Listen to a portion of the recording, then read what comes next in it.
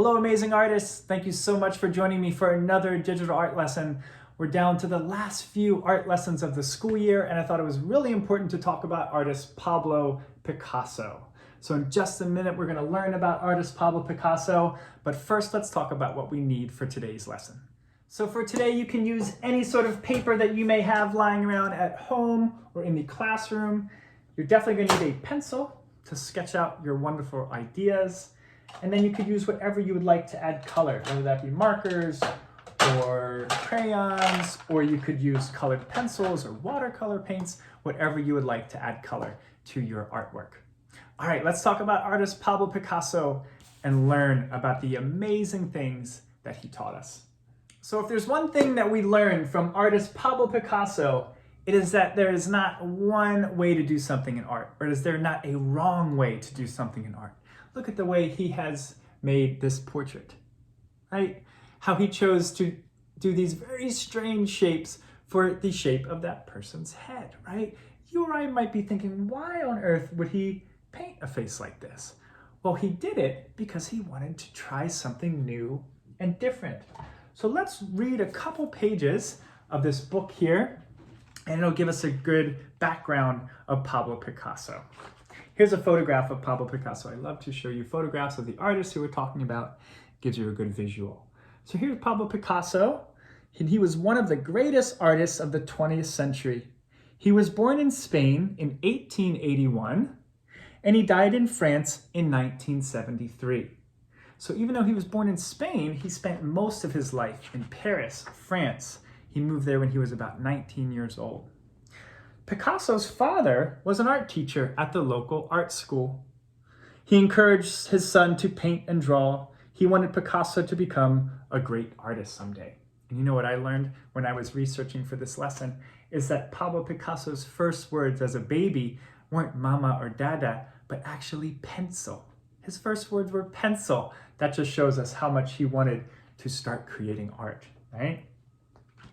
Picasso's painting style changed more over the period of his life than any other great artist. And that's really the main thing to learn today. The most important thing to take from today's lesson is that he was always trying new and different things. So this painting he did when he was 15 years old. So by the time he was 15, he could already do really good oil paintings. He was studying with his father, right? When he was really young, at about 7 years old, he started his art education with his dad, who was an art teacher. And then he tried new and different things. This is one that he did when he was 57 years old. So this one he did as a young boy at 15, and this one he did when he was a little bit older. He was 57. And he was always trying new and different things, right? Look at the way that he put both of the eyes on the same side of the head, the triangle for the nose. He was not afraid to try new things. Sometimes Picasso would paint things that looked very flat, like this, very beautiful colors. Sometimes he would paint things that looked so round that you might be able to pick them up off of the painting, right? So he could definitely use lots of dimension in his paintings. He was very, very versatile, which means he tried lots of new and different things. So let's talk about something really quick, and that is the blue period. Now you might have noticed this man, he's hunched over here. His neck looks like it's about broken, right? And the painting is very dark and blue. Well, this is a painting from what's known as the blue period. And Pablo Picasso had a really good friend who died, who passed away, and it hurt him really bad, and he started painting things in blue. Now this lasted for a couple years, and he wanted to show that you can express yourself by the body language in the artwork. See how this man, like I said, is very slouched over. The colors, right? The color palette, everything is very dark and blue. So he wanted to show you all that you can express how you're feeling with the colors that you use in your paintings. The next thing that he tried to do, or that he did, was Cubism. So he invented this style of painting called Cubism. And what it does is it takes a portrait or a landscape or whatever it is that you're painting, and you break it down into lots of different shapes. This one is lots of different little cubes. And he kept on experimenting with this. And I love some of these Cubism paintings. Here's one of 3 musicians.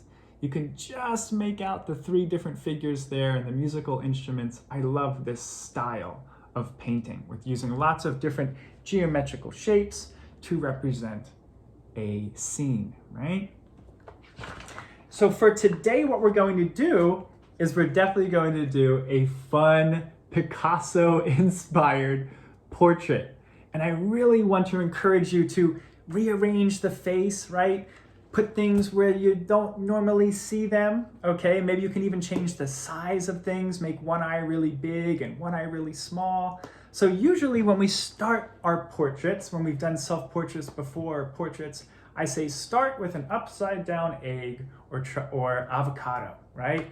Well, guess what? Today, you don't need to do that at all. You can do any shape that you would like for your face, right? I encourage you to really think outside of the box and change the way that you shape your head for today's portrait.